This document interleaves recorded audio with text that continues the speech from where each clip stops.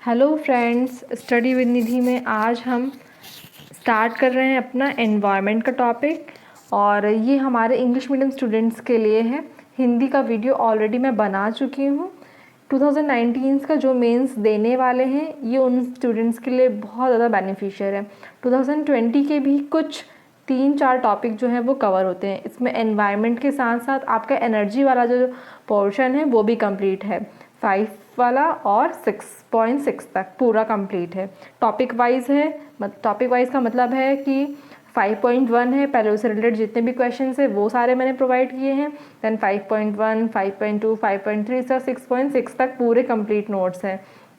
जितने भी संभावित प्रश्न हैं, साथ में करंट डाटा भी इसमें ऐड ऑन है और प्रीवियस ईयर्स के जो क्वेश्चंस थे वो भी ऐड ऑन है इसमें। हाँ, तो फ्रेंड्स स्टार्ट करते हैं हम अपना first question. Production conditions of development utility loss of future prospectus of renewable energy. नवीकरणीय ऊर्जा का उत्पादन, विकास की स्थिति, उसकी उपयोगिता, हानियाँ और भविष्य की संभावनाएं। 300 वर्ड्स में ये क्वेश्चन आया है या आने की संभावना है इसकी। कैसे लिखेंगे देखते हैं हम। और साथ ही अगर ये आपका 100 मार्क्स में भी आएगा तब भी आप ये टुकड़ों में आएगा, फिर हमको फिर इसका आंसर जो है वो टुकड़ों में देना होगा। तो स्टार्ट करते हैं। The development of non conventional energy sources is necessary because it does not degrade environment and has sufficient possibility of energy। तो हमारे देश में जो गैर परंपरागत ऊर्जा स्रोत हैं उनका विकास आवश्यक है क्योंकि यह पर्यावरण के विनाशक नहीं है। तो उसकी ऊर्जा की जो पर्याप्त संभावनाएं हैं वो क्या क्या हैं, पॉसिबिलिटीज़ हैं सफिशिएंट ऊर्जा एनर्जी की, वो क्या क्या हैं, है ना। हमारे देश ने उसके लिए क्या क्या डेवलपमेंट किए हैं उस प्रोडक्शंस के लिए, हम वो देखते हैं। स्टार्ट करें। Development and production. Okay, first है establishment of non conventional energy resource department in 1982। एक गैर परंपरागत ऊर्जा स्रोत विभाग की स्थापना हुई कब? 1982 में। ये बहुत ही इम्पॉर्टेंट एक स्टेप है। Okay, establishment of non conventional energy sources department in 1982। Next, establishment of separate non conventional energy ministry. एक अलग से मंत्रालय की स्थापना भी की गई। किस नाम से? गैर परंपरागत ऊर्जा स्रोत मंत्रालय। Okay, non conventional energy ministry. Capacity of 8633 megawatt till 2019। Next, 22% of the total electric energy of the country. देश में जो भी इलेक्ट्रिसिटी है उसका कुल जो क्षमता है उसका 22%। Okay, Jawaharlal Nehru national solar mission started on 2010। ये भी एक इम्पॉर्टेंट स्टेप है इसके प्रोडक्शन और उसके डेवलपमेंट के लिए। 2010 में जवाहरलाल नेहरू राष्ट्रीय सौर मिशन की शुरुआत की गई। नेक्स्ट,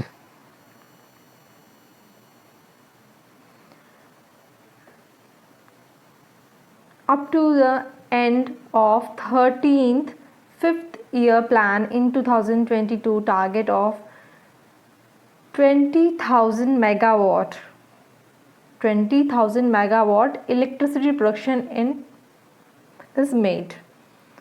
जो हमारी 13वीं पंचवर्षीय योजना है उसके लास्ट तक, मतलब 2022 तक ऐसा कहा गया है, ऐसा प्रोडक्शन की उम्मीद है, हमारा टारगेट है कि हम 20,000 मेगावाट सौर विद्युत जो सोलर इलेक्ट्रिसिटी है उसका प्रोडक्शन करेंगे।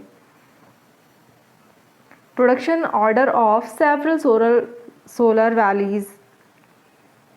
वैलीज है ना, उनका मतलब आदेश दे दिया गया है कि उनका प्रोडक्शन किया जाए। India has fourth position in wind energy production after China, USA and Germany। पवन ऊर्जा का जो उत्पादन में है वो भारत का विश्व में चौथा स्थान है। शीर्ष उत्पादन में अभी कौन कौन है, तो चाइना है, then USA, then Germany. Okay,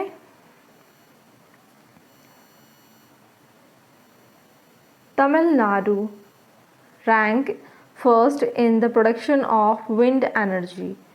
Tamil Nadu ranks first in the production of wind energy. Special areas Gujarat, Tamil Nadu, Maharashtra, Odisha and Andhra. Asia biggest wind farm groups in the located at Muppandal near Kanyakumari. Asia का एक सबसे बड़ा पवन फार्म है समूह, कहाँ है वो, मुपंडल कन्याकुमारी के पास में। Okay, the biggest wind energy centre is Mandvi, Gujarat. सबसे बड़ा पवन ऊर्जा केंद्र कहाँ है, मांडवी। मांडवी कहाँ पर है, गुजरात में है। Okay, now conditions of development, विकास की स्थिति देखते हैं हम। Okay, establishment of IREDA, okay, भारतीय अक्षय ऊर्जा विकास agency limited. Okay, Indian renewable energy development agency limited. Full form है IREDA का। एक आपका ये प्री का क्वेश्चन बन जाता है कि IREDA का फुल फॉर्म क्या है या किससे रिलेटेड है ये। Okay, it is an public limited company. ना उसका देख लेते हैं कंडीशन ऑफ डेवलपमेंट क्या है। Renewable energy was given preference in 18 December 2014 integrated energy policy. 18 दिसंबर 2014 को एक इंटीग्रेटेड एनर्जी पॉलिसी बनाई गई, जिसे बोलते हैं अक्षय ऊर्जा को प्राथमिकता दी गई।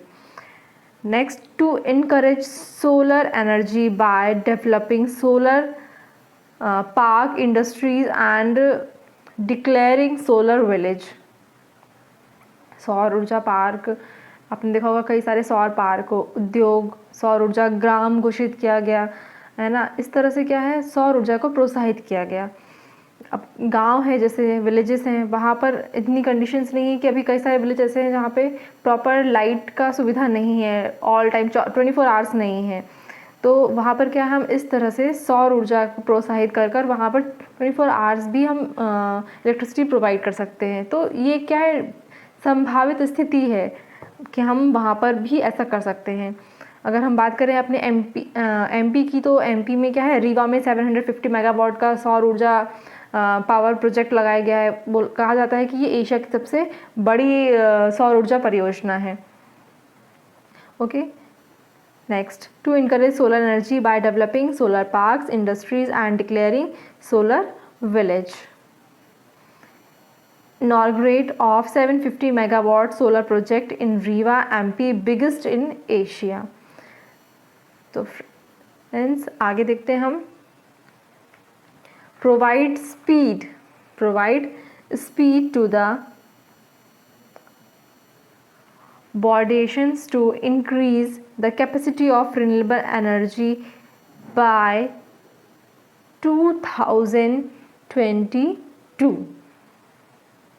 Renewable energy bill is prepared by the ministry.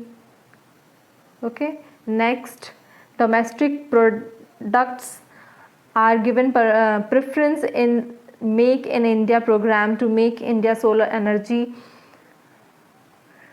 Next, government add to establish 1000 megawatt grids connectivity solar photovoltaic electric projects. Next, target is to attain twice target of wind and solar energy, which is so to 225 gigawatt by the year 2022. Okay, मतलब 1000 megawatt वाले जो grid connected हैं photovoltaic विद्युत परियोजना है, उनके लिए क्या बोला गया है कि जो गवर्नमेंट है उनसे हमें क्या डोनेशन मिलेगी, हेल्प मिलेगी उनको डेवलप करने के लिए। ऐसे ही पवन सौर ऊर्जा जो है हमारा, जो विंड एंड सोलर एनर्जी है, उसके लिए बोला गया कि अभी प्रेजेंट टाइम में ऐसा टारगेट रखा गया कि 80 गीगावाट को, कितना 80 गीगावाट को कब तक, 2022 तक हमको इसको क्या है, हमको ट्वाइस करना है, 2 गुने से भी ज़्यादा 225 गीगावाट तक पहुंचाने का लक्ष्य रखा गया है। मतलब नाउ कितना है, 80 गीगावाट है। अभी कितना है प्रेजेंट में, 80 गीगावाट है, लेकिन हम उसे कितना करना है, 80 गीगावाट को 225 गीगावाट तक करना है। तो ये क्या है, डबल जस्ट करने का है। कब तक टारगेट है हमारा, 2022 में, कि 2022 में हम इसको इतना डबल कर लेंगे। तो इस तरह से हमारा ये फर्स्ट क्वेश्चन जो है वो कंप्लीट होता है। थोड़ा सा देख लेते हैं हम इसमें यूटिलिटी और उसकी बेनिफिट क्या है ना। अगर हम फ्यूचर में भी बात करें तो sustainable energy and less harm to environment, सही बात है बिल्कुल। इस तरह की जो एनर्जीज़ हैं उसको क्या है, पर्यावरण को बहुत ही कम नुकसान होता है, क्योंकि ये एक सस्टेनेबल एनर्जी है। नेक्स्ट है एनकरेज इंक्लूसिव डेवलपमेंट, सतत विकास जो है हमारा, समावेशी विकास है, उसको बढ़ावा मिलता है। ओके, नेक्स्ट है हमारा रिन्यूएबल एंड अल्टरनेटिव सोर्स, बिल्कुल सही है, ये नवीकरणीय है, वैकल्पिक स्रोत है, नेक्स्ट एक ऑप्शन है और उसको हम बार बार रीयूज़ कर सकते हैं। Control on the expenditures accuse on conventional fuels, तो क्या है, पारंपरिक ईंधन जो है उनके बढ़ते खर्चे पर हम नियंत्रित कर सकते हैं। बहुत तरह के जो ईंधन है जिनका हम अभी तक यूज़ करते आ रहे हैं तो उन पर बहुत ज़्यादा खर्चा होता है, तो हम क्या इससे उन खर्चे पर भी नियंत्रण कर सकते हैं। नेक्स्ट क्वेश्चन देखते हैं हम। अब जैसे ये क्वेश्चन था, ये 300 मार्क्स में, अगर हम ये 100 मार्क्स में भी आता है तब भी हम इसको ईजिली कर सकते हैं। टुकड़ों में आएगा, क्योंकि फिर वो पूरा क्वेश्चन नहीं देंगे, और अगर पूरा भी देते हैं तो आप इसमें से हर उसमें से एटलीस्ट 3-3 पॉइंट्स लिख दीजिए, तो भी आपका 100 वर्ड्स में क्वेश्चन कंप्लीट हो जाएगा। Next, what is conventional energy resource, currently how much electricity is produced through these resources, mention it's advantage and disadvantages. परंपरागत ऊर्जा साधन क्या होते हैं, वर्तमान में कितना विद्युत का उत्पादन है इन स्रोतों से हो रहा है, इनकी लाभ और हानियाँ, इस क्वेश्चन में हम डिस्कस करते हैं। ओके, पहले तो हम देख लेते हैं परंपरागत स्रोत जो ऊर्जा का है वो क्या है, जैसे कोयला, पेट्रोलियम और नेचुरल गैसेस जो है हमारा, ये सब है, देखते हैं।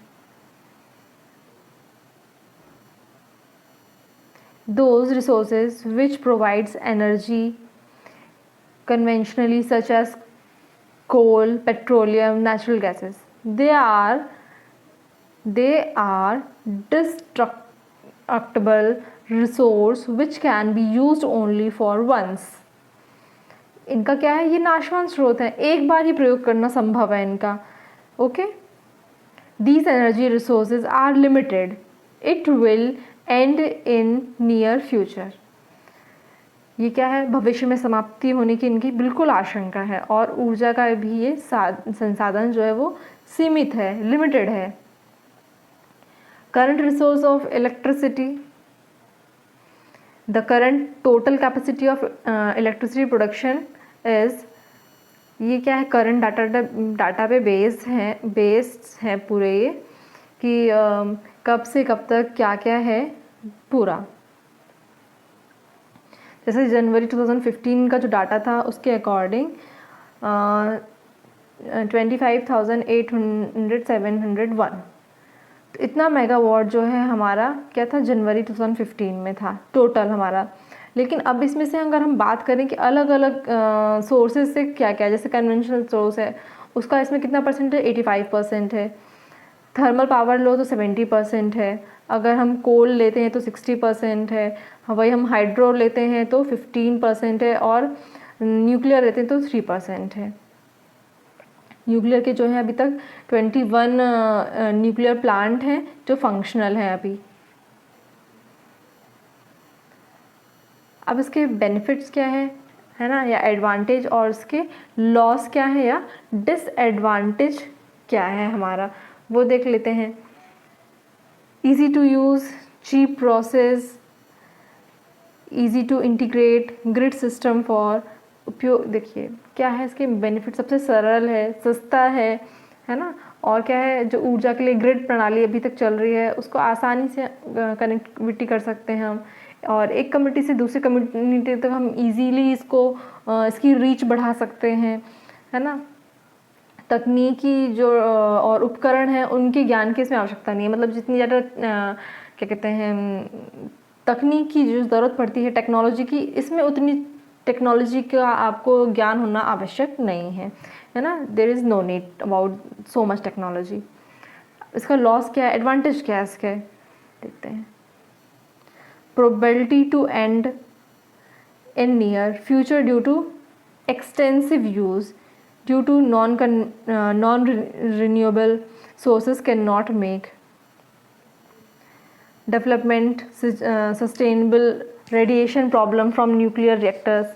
बहुत सारे हैं, ग्लोबल वार्मिंग है और आपका ये जलवायु परिवर्तन जैसी समस्याएं हैं, इसमें समावेशी बनाने में सहायक नहीं है नवीकरणीय स्रोत ना होने की वजह से ये, तो इस तरह के इसमें डिसएडवांटेजेस हैं। 6 एनवायरनमेंट एंड सस्टेनेबल डेवलपमेंट, वो एनर्जी का पोर्शन था, उसके 1-2 क्वेश्चंस लिए हैं। ये डेमो है, ये सैम्पल पीडीएफ है, आपको जो ओरिजिनल पीडीएफ मिलेगी उसमें इसके सारे क्वेश्चंस 1 बाय 1 पूरे स्टेप बाय स्टेप कवर किए गए हैं। तो हम 6.1 का एक डेमो या सैम्पल पीडीएफ देख लेते हैं, जिसमें हम 6.1 का क्वेश्चन ले रहे हैं। What do you understand by environmental degradation? Explain its causes, effects and remedies। 2018 में आया हुआ क्वेश्चन है और ये 300 वर्ड्स में आया था क्वेश्चन। आंसर्स का फ्रेमिंग देखते हैं किस तरह से करना है। Environmental degradation, that process in which environment is destroyed due to pollution or its over explanations which reduce the utility of environment is called environment degradation। Okay friends, ये था हमारा क्या कि इसको हिंदी में बोलते हैं पर्यावरणीय क्षरण। तो ये क्या है, हमारे आसपास इतना ज़्यादा प्रदूषण हो गया है, संसाधनों का इतना ज़्यादा दोहन हो रहा है, विनाश हो रहा है, तो क्या है उससे क्या है जो भी उपयोगिता घट रही है पर्यावरण की या पर्यावरण को जो भी नुकसान हो रहा है, उस नुकसान को ही हम एनवायरमेंटल डिग्रेडेशन कहते हैं। ओके फ्रेंड्स, अब इसके कॉजेज़ क्या हैं, 2 तरह के हैं, सोशल और इकोनॉमिकल। सोशल में क्या आएगा, increasing population, poverty, urbanisation, lifestyle changes. अब देखिए आजकल के मतलब पहले हम सीमित संसाधनों में अपनी लाइफस्टाइल को अच्छे से करते थे, लेकिन अभी इतने सारे हमारे पास कह सकते हैं कि संसाधन हो गए हैं, लेकिन हमारी लाइफस्टाइल भी उतनी ही ज़्यादा बढ़ गई है, हम उतना ज़्यादा स्टैंडर्ड से उतनी ज़्यादा लग्जरियस लाइफ चाहते हैं, तो उससे क्या है पर्यावरण का क्षरण हो रहा है, पर्यावरण डिग्रेडेशन हो रहा है, एनवायरनमेंट का डिग्रेडेशन हो रहा है। ऐसे इकोनॉमिकल की बात करते हैं हम, इससे क्या होता है development in agriculture, industrialisation, economic development. इतना ज़्यादा इंडस्ट्रियलाइजेशन बढ़ रहा है, अंधाधुन बिल्कुल, उसकी वजह से भी पर्यावरण को बहुत नुकसान हो रहा है। लोग एग्रीकल्चर जो है वो जैव कृषि को ना प्रोत्साहन देकर उसमें बहुत सारे केमिकल्स और इनका छिड़काव कर, जिससे क्या है भूमि को भी नुकसान हो रहा है और साथ ही जो ह्यूमन है उनके हेल्थ को भी नुकसान हो रहा है। और इकोनॉमिकल मतलब अपना डेवलपमेंट करने के चक्कर में ही ये सब कुछ हो रहा है। तो क्या है, ये इसके बेसिक कारण जिन्हें हमने 2 कैटेगरी में डिवाइड किया है, सोशल एंड इकोनॉमिकल। अब इसके इफ़ेक्ट्स क्या होते हैं जब इस तरह से चीज़ें हो रही हैं, तो देखते हैं। लॉस ऑफ फॉरेस्ट, जो हमारे वन हैं उनका वो नष्ट हो रहे हैं, है ना। अब वन नष्ट क्यों हो रहे हैं, अब वन नष्ट हो रहा है तो उसकी वजह से क्या होगा, असंतुलन हो जाएगा, मानव की जो महत्ता इम्पोर्टेंस है वो कैसी अनदेखी हो रही है, किस चीज़ की, जैविक महत्ता को। नेक्स्ट है हमारा क्या,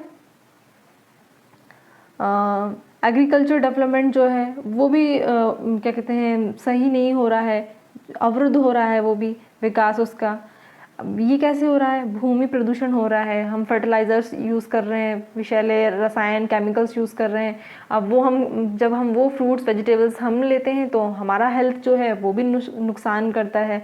भूमि की जो क्षमता है उसकी फर्टिलाइजेशन जो फर्टिलिटी है वो तो इनफर्टिलिटी में हो ही रही है तब्दील, साथ ही में ह्यूमन जो है उसके भी हेल्थ को नुकसान हो रहा है। नेक्स्ट है पॉपुलेशन ग्रोथ। पॉपुलेशन ग्रोथ, अब इतना ज़्यादा पॉपुलेशन ग्रोथ हो रहा है उतना ही शहर भी बढ़ रहा है, नगरों में वृद्धि हो रही है, तो क्या है जैविक संतुलन जो है वो निगेटिविटी उसमें हो रहा है, निगेटिव रूप से एकदम प्रभावित हो रहा है वो। आगे देखते हैं हम। नेक्स्ट इंडस्ट्रियलाइजेशन डेवलपमेंट, औद्योगिक विकास, कचरा, प्रदूषण और इतनी पॉइजनस गैसेस, स्मोक्स, ये सारी चीज़ें हमारे एनवायरनमेंट में बहुत ज़्यादा मात्रा में पाई जा रही हैं। तो ये क्या है, इसका एक तरह से प्रभाव ही है या कहें दुष्प्रभाव है। हम आगे बात करते हैं इसकी रेमेडीज़, इसके निदान क्या है, क्या हम इससे सोल्यूशन कैसे बच सकते हैं। सबसे ज़्यादा तो प्लांटेशन ऑफ मोर ट्रीज़, ज़्यादा से ज़्यादा पेड़ लगाए जाएँ। ओके, कूड़े कचरे का बेहतर प्रबंधन करें, बेटर मैनेजमेंट ऑफ वेस्ट, जितने भी भूमिगत जल है उसके संरक्षण करें, है ना। रिस्ट्रिक्शन ऑफ नॉइज़ जो है उसको भी हम दूर करें। प्लास्टिक है उसका सही से उपयोग करें। आजकल इतने ऐड आ रहे हैं लेकिन फिर भी हम प्रॉपर तरीके से उसको क्या नहीं कर पा रहे हैं, कैच नहीं कर रहे हैं, प्रॉपर तरीके से उसको समझ नहीं रहे हैं। तो फ्रेंड्स, इस तरह से और भी बहुत सारे क्वेश्चंस हैं, तो आपको उसकी फुल PDF के लिए व्हाट्सएप या टेलीग्राम पर मुझसे कांटेक्ट करना होगा।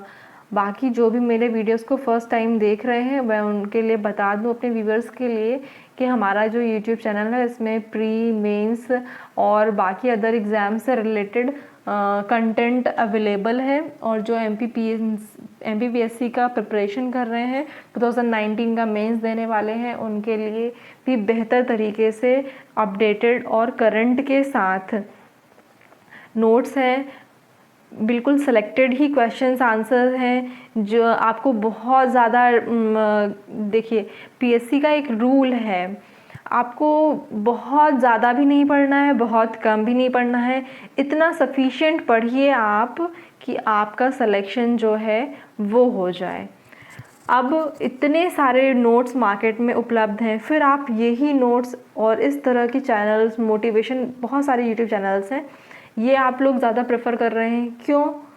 क्योंकि आपका टाइम सेव हो रहा है, साथ में आपको जो चीज़ें हैं वो बेटर तरीके से मिल रहे हैं, पॉइंट वाइज मिल रहा है। बुक्स में ही ये नॉलेज है, पर ये क्या है, हम जो नोट्स प्रिपेयर कर रहे हैं इन नोट्स में क्या बेनिफिट है, क्यों आप इसको देख रहे हो, बहुत सारे बुक्स पढ़कर, बहुत सारी साइट से, गवर्नमेंट साइट से, मैगज़ीन से हम ये डाटा कलेक्ट करते हैं, अनसॉल्व लास्ट ईयर के पेपर, साथ ही not only MPPSC, other PSC exams के भी हम क्वेश्चंस को स्टडी करते हैं, देन हम एक क्वेश्चन को फॉर्मेट करते हैं, उसको फ्रेम करते हैं, वेल फ्रेम आंसर आपको दे रहे हैं। सो फ्रेंड्स, प्लीज़ मेरे चैनल को ज़्यादा से ज़्यादा लाइक कीजिए, शेयर कीजिए और सब्सक्राइब कीजिए, ताकि मैं आपके लिए ऐसे ही और ज़्यादा वीडियोज़ और जल्दी लेकर आ सकूँ। Thank you friends.